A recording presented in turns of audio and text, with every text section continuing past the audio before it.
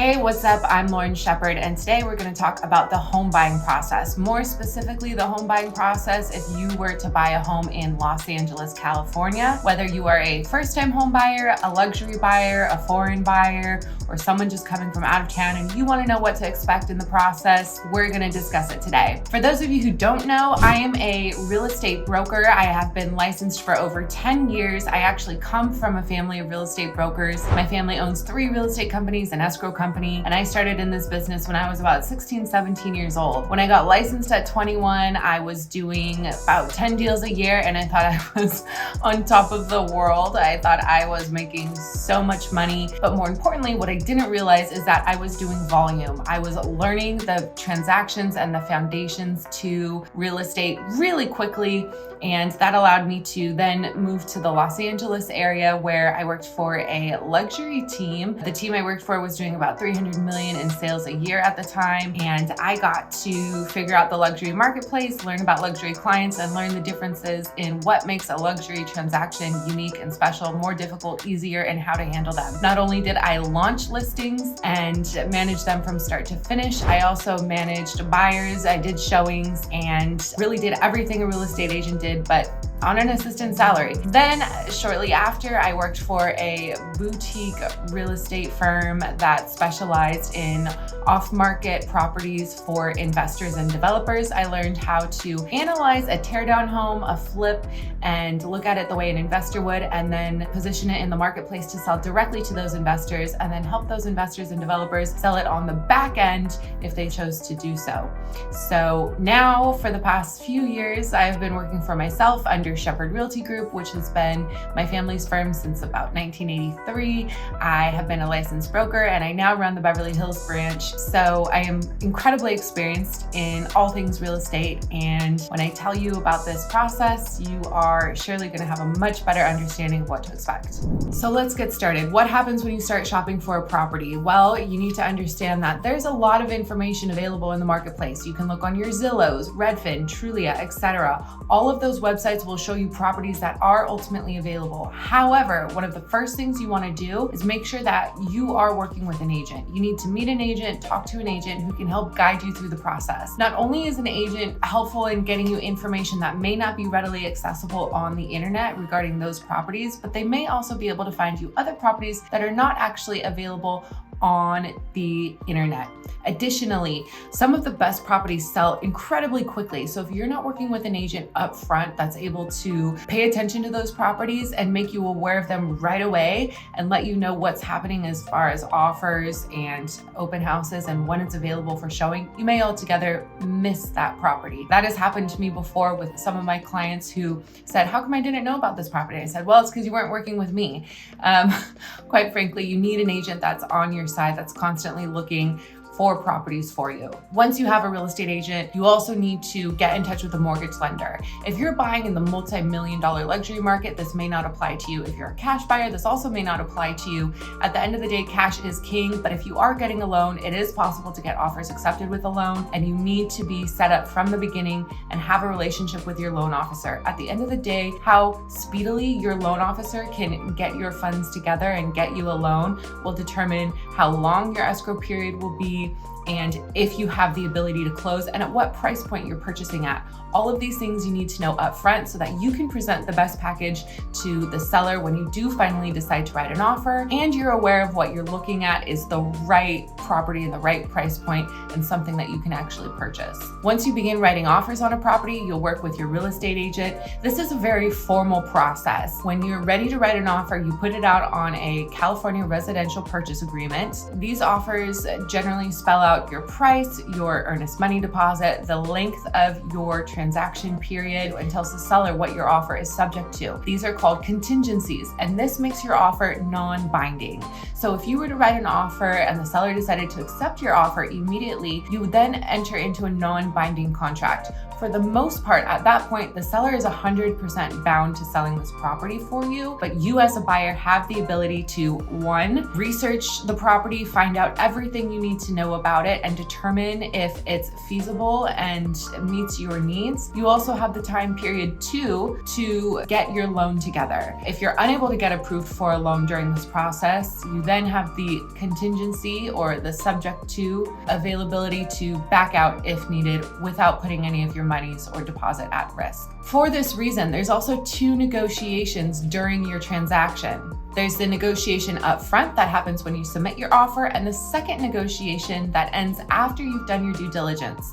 Let's talk quickly about the first negotiation process. When you write your offer and present your terms to the seller then has the ability to 1, deny your offer, 2, send you a counter offer, which is also on a very formal form, and change any terms that they may not feel comfortable with, or they can then immediately accept your offer. More often than not, you're going to get a counter offer. It's become pretty standard these days that you do get a counter offer right away from the seller. During this period, if there are other offers that do come in on the property, your seller can also issue what's called a multiple counter offer form, where they counter all of the potential buyers that have written offers on the property. Then you have a little bit more competition. It becomes a little bit like an auction type setting in terms of price. However, your real estate agent should be able to guide you through this. What you really need to know is that this is a negotiation point between you and the seller to negotiate terms, price, and whatever else may be important to you. Once you and the seller have come to an agreement and you have signed a contract, you then enter what we call into escrow. I'll get into what escrow is and what other third parties you need to be aware of during the real estate process, but what you need to know is that this is then the beginning of your transaction. During this time period, you have a few days to put in what we call a deposit. A deposit is generally 3% of whatever your purchase price is. That's standard for the Los Angeles area in California. And once you do that, that money is not at risk. It goes towards your down payment or your actual purchase price. But this just shows, hey, Mr. Seller, I am in this deal, and I just want to show you that I'm being serious about it by giving this money not to you, the seller, but putting it into escrow. Escrow is a third-party trust account and intermediary, and they hold on to that money until the end of the transaction. That money is not at risk unless you remove your subject tos or your contingencies, which is something I just previously mentioned, the contingencies. You'll have a number of these, and your agent should make sure that these are included in the contract. If you need a contingency or a subject to closing on this property, such as selling your home before you're able to close on this property, or getting a loan before you're able to close on this property, or if you need to research and understand better the systems in the home, what's working, what's not working, if there's unpermitted spaces in the home, this is your time to do that due diligence, and you will have a contingency clause in your contract for those as long as your agent remembers to include those for you. At the end of these due diligence periods, let's say for whatever reason the property does not appraise for what you expected it to or what you want to pay for the property, or let's say you found a material issue that is going to absolutely affect the value of the property, you can then negotiate with the seller and ask them 3 things. You can ask them 1, to reduce the price based on your findings. You can ask them 2, to do repairs to the property based on your findings, or 3, ask for a credit for those repairs based on your findings. Ultimately, whichever you choose to do, your agent will advise you which is the best option for you. Different situations mean that different options will be better than others. The seller can then say, no thanks, we're not going to do any of these things for you, or they can say, sure, we'll do this, but we won't give you as big of a credit, or we'll only repair some of the things, or we'll only reduce the price slightly. You can then choose to reject those items or not reject them. The seller agrees to do those things with the stipulation that you will be removing your contingencies and what we call going hard on your deposit. So if the seller responds and says, I'm willing to do this, as long as you remove your contingencies, you can then either say yes or no, cancel the contract, or continue to negotiate. This is that second negotiation period we talked about. Once you guys come to an agreement and remove your contingencies, then you now have the option, now you essentially move forward to closing. You patch up the final details of your loan if you're obtaining one. You then send your money into escrow or that third-party intermediary so that they can transfer the seller the money and record the property in your name. Something that most people are very confused about in the state of California, the closing, the day that you close, you actually don't need to be present. It happens all electronically. That third-party escrow company sends your monies to the seller and also records the deed to the house or the title to the house in your name. At that time, you've trusted them to do so. and it's their sole responsibility to do that. I know that places like New York and Florida, there's a closing table oftentimes that you have to meet at, and everyone meets and closes a transaction. That's not the case in California. So let's talk about monies for a minute. What are the costs to purchasing a home? I mentioned the deposit up front. That's the very first money that will come out of your bank account that you will have to pay for. It's generally 3% of the purchase price. It goes to a third-party trust. You're entrusting them with that money. That money is not at risk as long as you have your contingencies in place within the contract. It's just showing a sign of good faith. It also goes towards your down payment or closing costs or final monies that you need to bring in. It's not above and beyond the actual purchase cost. During the transactions, there are out-of-pocket costs that you do need to pay for, and this is basically anything that will mean any type of research. So if you need to get an appraisal on the property, that will be paid for up front, out of your own pocket, directly to the appraisal company. If you choose to get a home inspection that inspects all of your appliances, plumbing, electrical, foundation,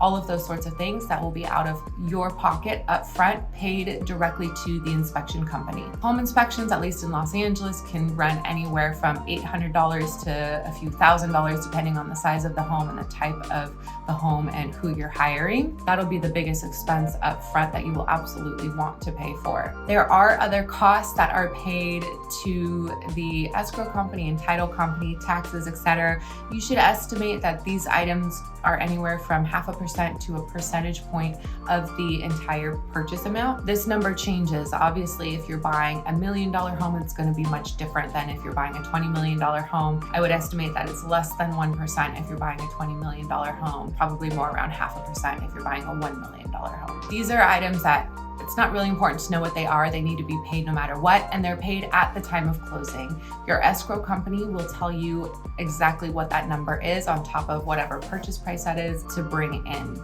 and it'll be paid at the closing. At the very end, you'll send that money in, usually by wire. A really important thing to know is that in the state of California, you also do not pay any buyer's agent fees. You as a buyer do not pay your agent directly. The seller pays their fees. So that's something you don't have to be concerned about as well. That about sums up the costs that you need to expect when you're purchasing a home in Los Angeles. Let's talk quickly about once you own the property, what should you expect to pay? There are property taxes, homeowners insurance, and depending on where you live, you may have to pay a homeowners association fee.